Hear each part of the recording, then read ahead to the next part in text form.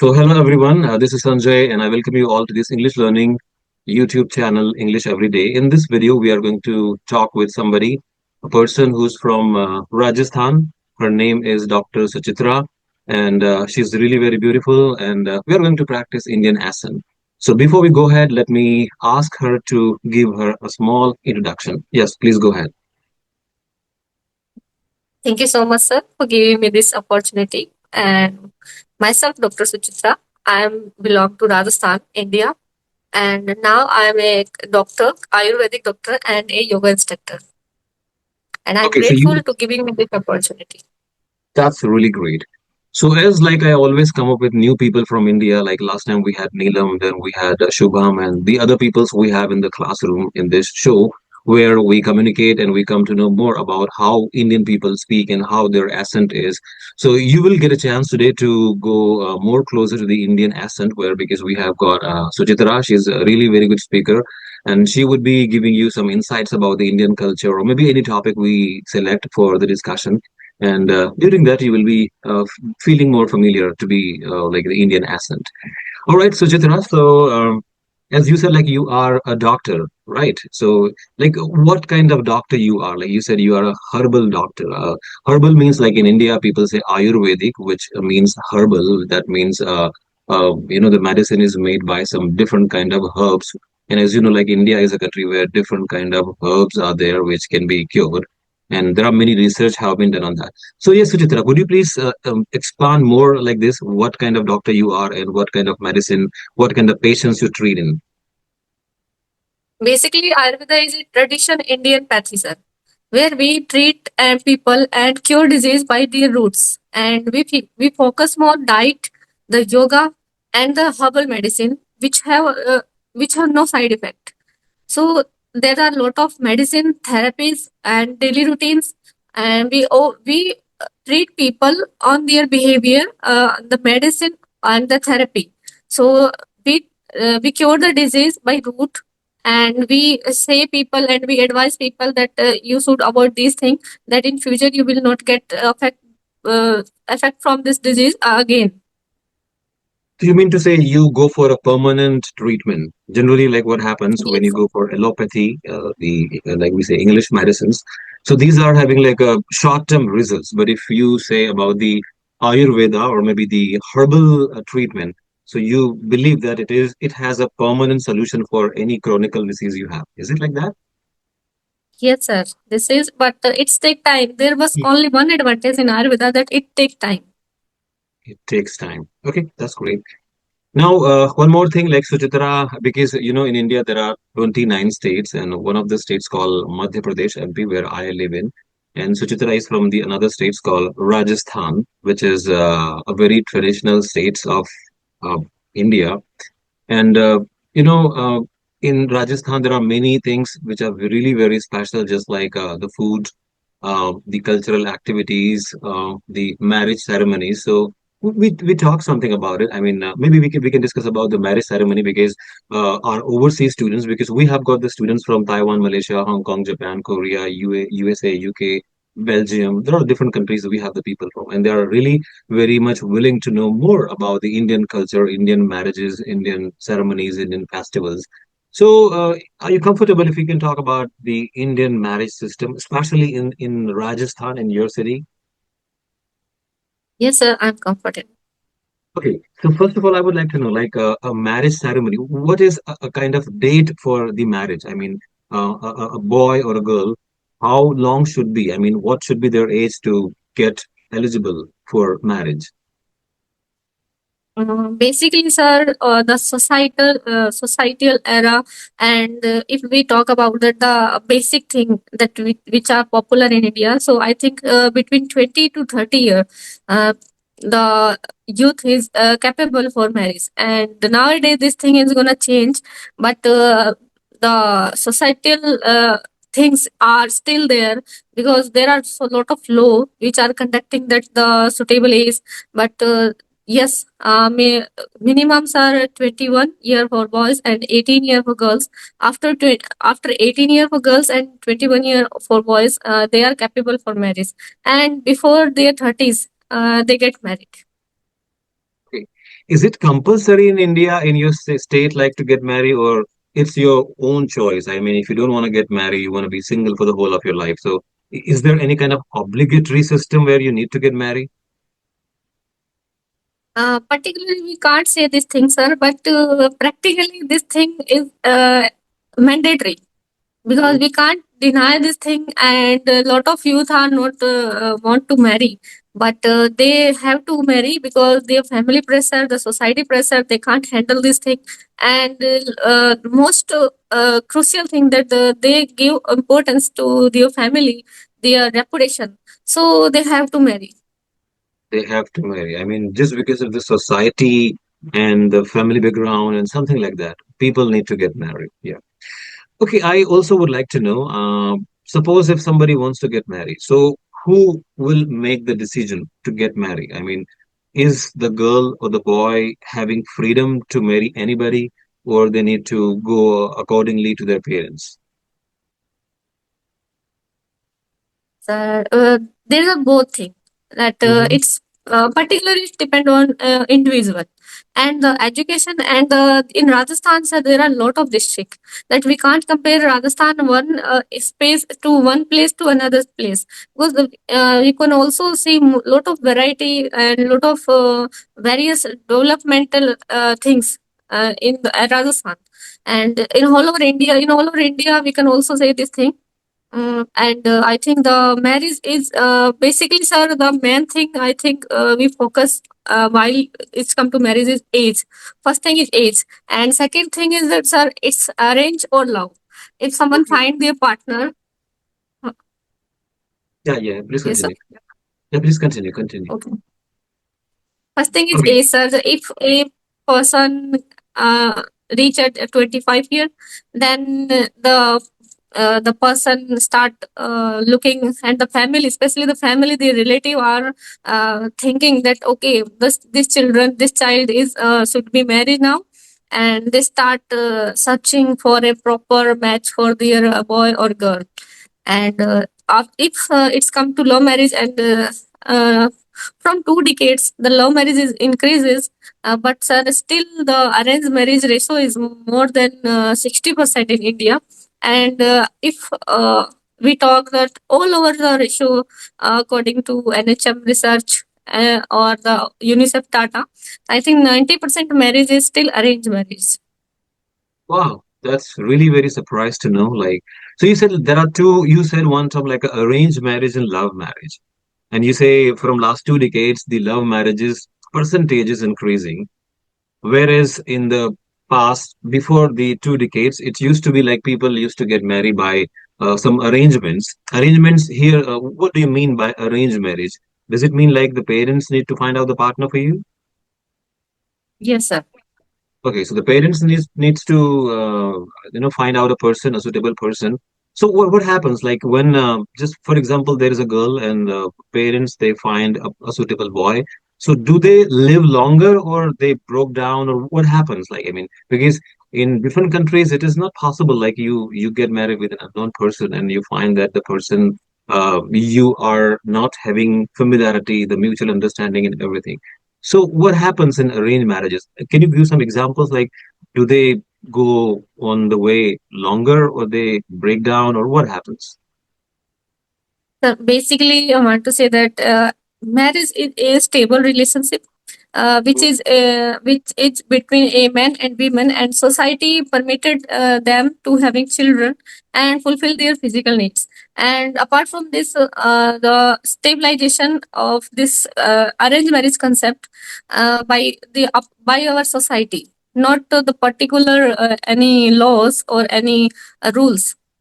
And I think, sir, marriage is a social duty towards the family and the community, and uh, and the paying the parents' debt. Wow, And if that's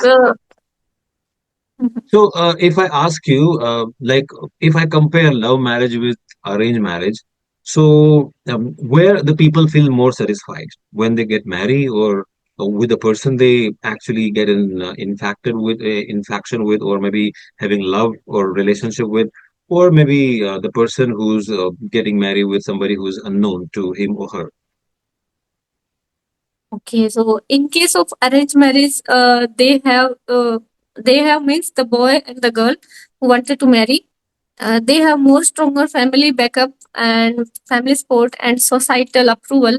But when it's come to love marriage, they faces so many issues, especially that the society is opposing their relationship, that they are not moral for our society, and the social pressure which are potentially leading to higher divorce rates compared to arranged marriage. And love marriage, I think, sir, youth are spotting love marriage nowadays, because they know the reality, the dating apps and their in their college, their schools, in their society, that people are not dating openly in India, but they are dating secretly.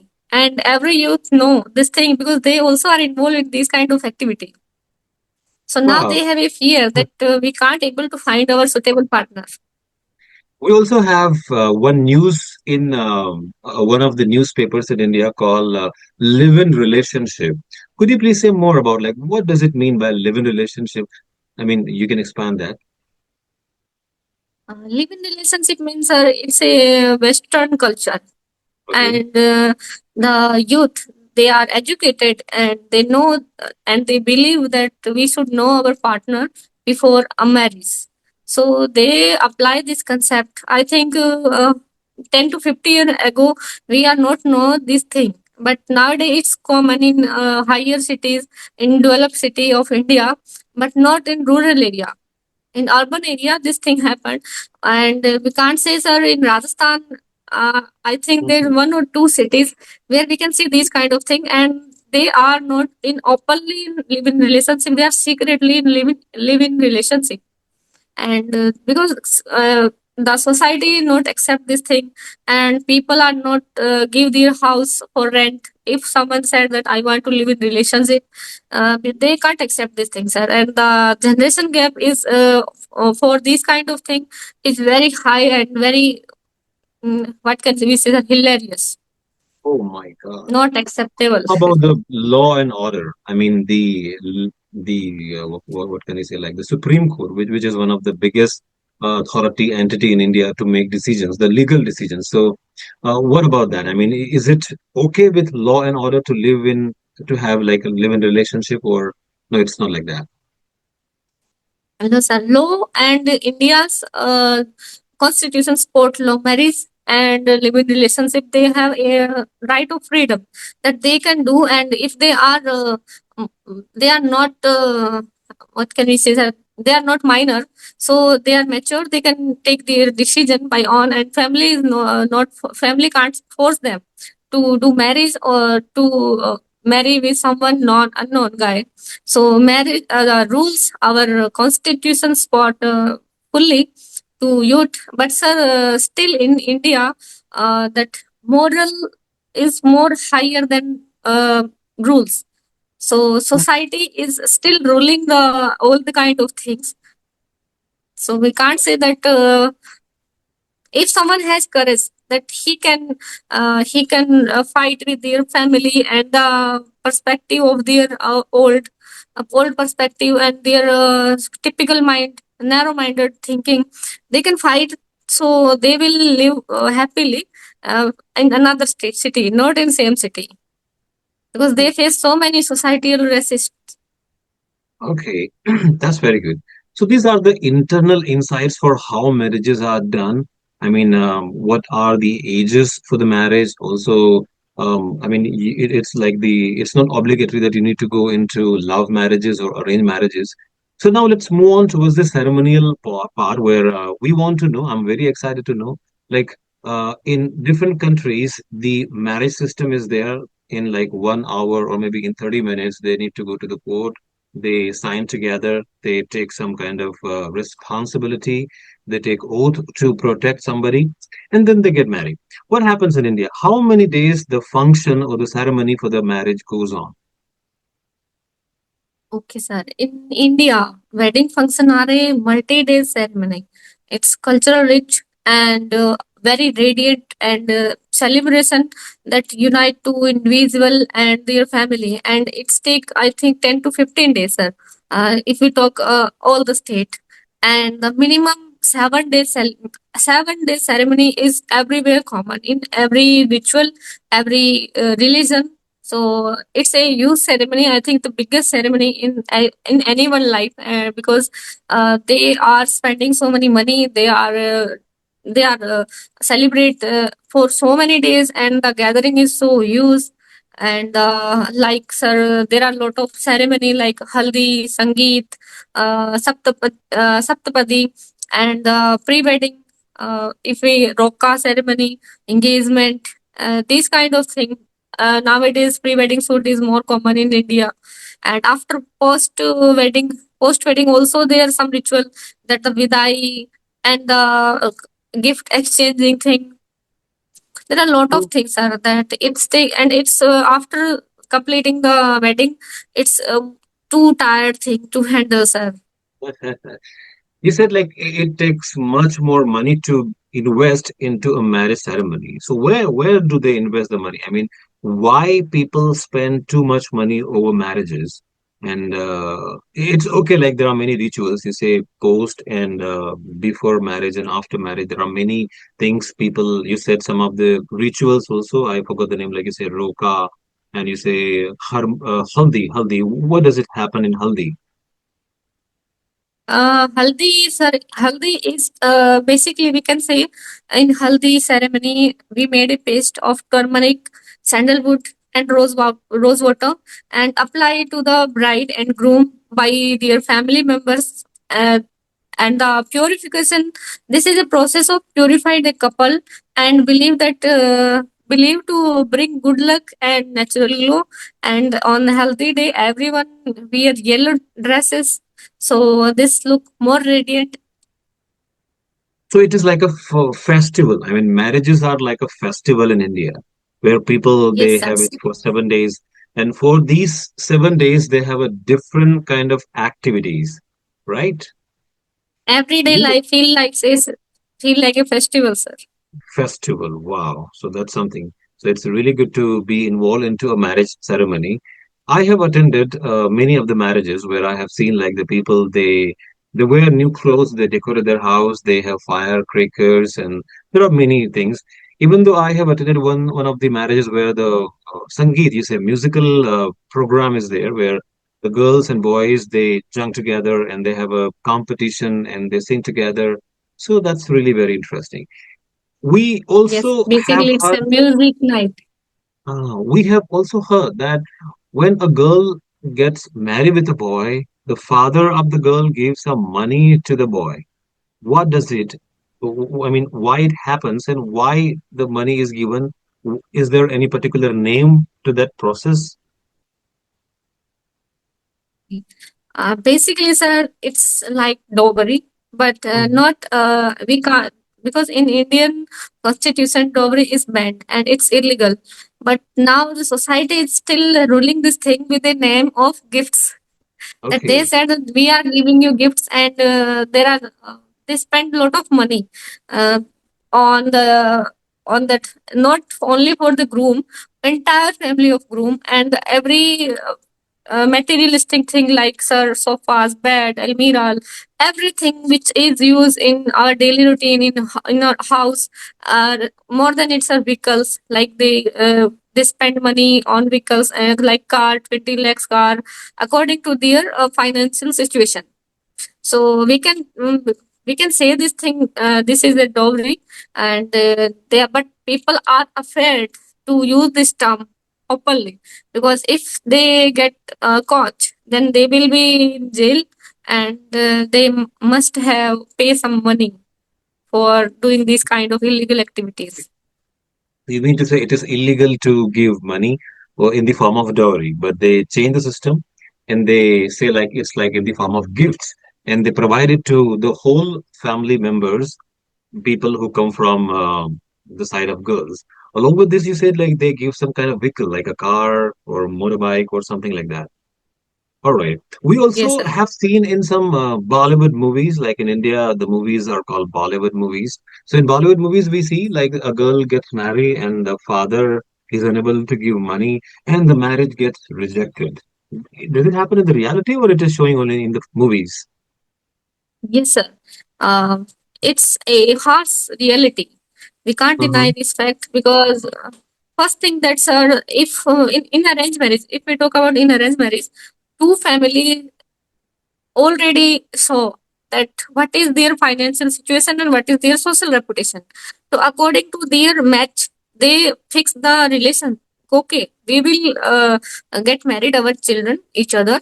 So then they demand via their middleman, sir, because no one talk directly. Okay, let's get married our children. So the middleman provide them the demands. Okay, this is the demand of groom side, and sometimes there in rare cases, grooms are not asking for any dowry money or dowry things, but sir, it's very common that the higher, the more higher boy's job or their income, the more higher the dowry. And if the father of girl is not able to pay that money or fulfill their demands, then the marriage is not gonna happen, and they break the relation. And this is also a shameful thing for a father or for a girl, that their relation, their the roka, we can say roka, engagement is break. So there's a this thing, society take this thing as a shameful thing.